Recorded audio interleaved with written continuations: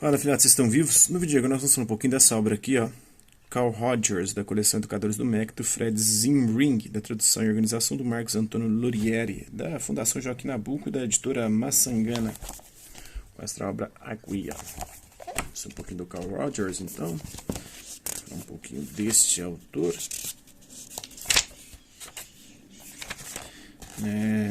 Era necessário que a experiência tanto do professor quanto do aluno fosse reconhecida. O segundo principal problema dizia respeito à avaliação dos estudantes e às notas. Como membros de um estabelecimento universitário, os professores eram forçados a avaliar os estudantes. De acordo com estes últimos, este tipo de avaliação tradicional não possibilitava associá-los ao controle e à responsabilidade por sua aprendizagem. Os professores têm como alvo progressivamente métodos que permitem aos estudantes participar do processo de avaliação, definindo, por exemplo, claramente os critérios de avaliação antes que os conteúdos dos exames sejam conhecidos e antes que os estudantes tenham sua prova. Outro método para os professores consistia em formular observações sobre um projeto que o estudante era autorizado a refazer em seguida. Outro meio ao qual igualmente se recorreu para a atribuição de notas foi a avaliação pelos pares. Este programa teve 3 efeitos sobre os estudantes. Por um lado, eles aceitaram aos poucos ter maior parte de responsabilidade sobre suas aprendizagens e terminarem ou tornarem-se mais autônomos. Por outro, sentiram-se um pouco menos impotentes devido ao fato de que podiam exercer um poder maior no interior da instituição universitária. Por último, estabeleceram com os docentes relações mais estreitas de interdependência. Aplicados à educação, os princípios de Rogers, que acabam de ser enunciados, frequentemente têm dado resultados positivos. Todavia, os responsáveis administrativos de certos estabelecimentos escolares e as burocracias conservadoras opõem-se, às vezes, às mudanças em curso e têm interrompido alguns programas. Rogers constatou que o êxito ou o fracasso da aplicação de seus princípios estava amplamente condicionado pela natureza das políticas seguidas em matéria de educação e pela estratégia adotada pelo estabelecimento de ensino. Além das diversas constatações de sucesso ou de fracasso, numerosos trabalhos de pesquisa foram desenvolvidos para determinar os efeitos sobre os estudantes desse tipo de ensino dirigido a facilitar a aprendizagem. Os estudos de Aspe e de Roebuck mencionam medidas realizadas por avaliadores devidamente formados sobre atitudes positivas de compreensão e respeito a partir de gravações sonoras de trocas em salas de aula. A avaliação das gravações foi apoiada não apenas sobre as atitudes propícias à facilitação da aprendizagem, mas também sobre a análise das interações de Flanders e sobre a taxonomia dos objetivos educacionais de Bloom.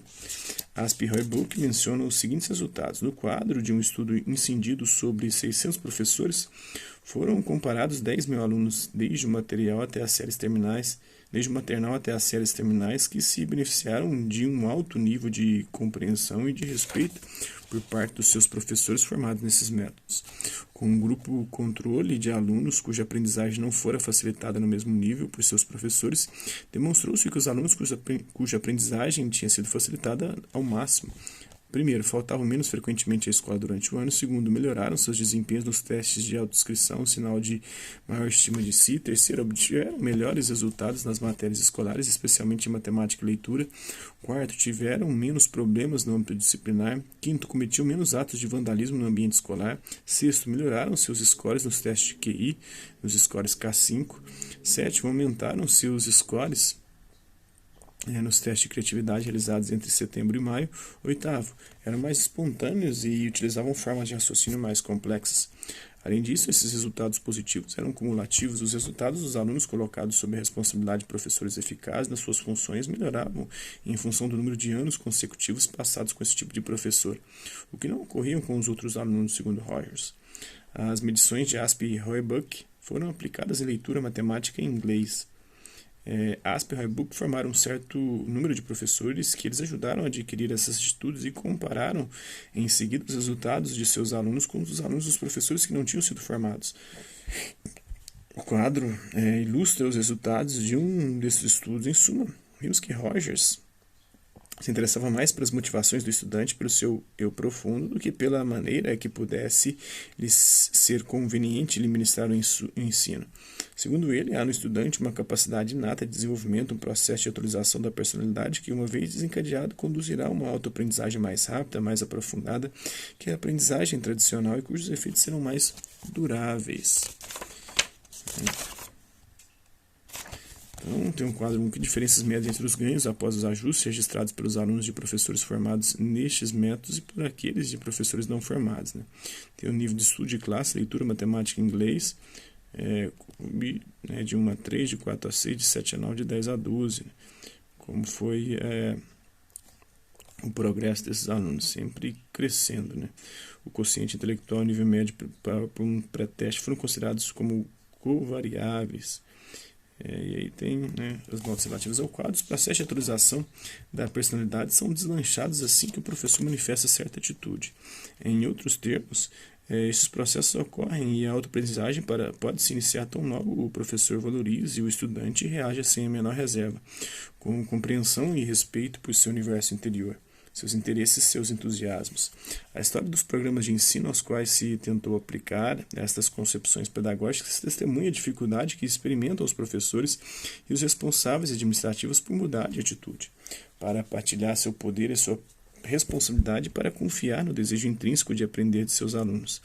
Ela demonstra igualmente que quando os professores e os responsáveis administrativos mudam de atitude, a motivação, a aprendizagem e o comportamento dos alunos melhoram.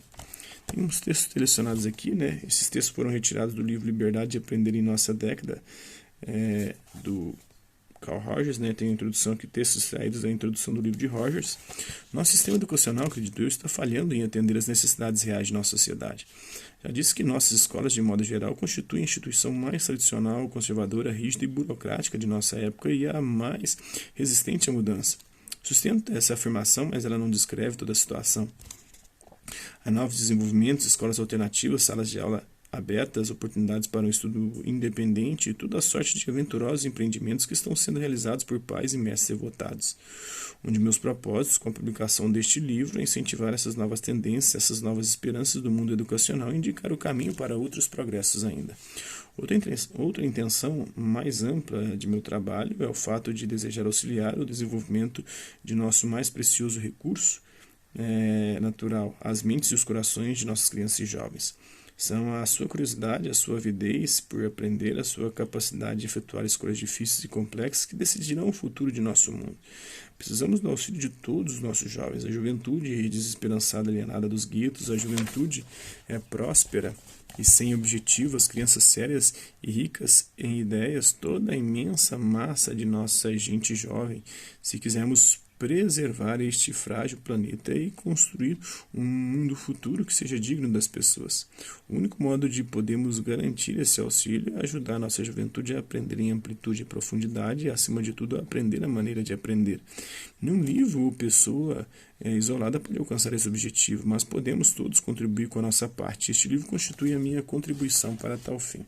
Então, isso é um pouco dessa obra. Espero que vocês tenham gostado do vídeo. Quem curtiu, dá um like. Quem não curtiu, dá um dislike. Quem se interessar pelo conteúdo do canal, só se inscrever, ativar o sininho e guardar os próximos vídeos e as próximas notificações. Deixe também seus comentários dizendo o que você tem achado dos vídeos, sugestões de temas e assuntos para serem abordados em vídeos posteriores.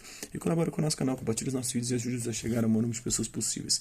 Eu gostaria aqui de agradecer os mais de 2.400 inscritos no nosso canal, agradecer também aqueles carotos por conta de conteúdo do outro passo por aqui, deixando sua visualização, seu like, seu dislike, seus comentários, que eles compartilhem os nossos vídeos, compartilhem o nosso canal, seja aqui nessa plataforma no YouTube ou outras redes sociais. No mais é isso aí.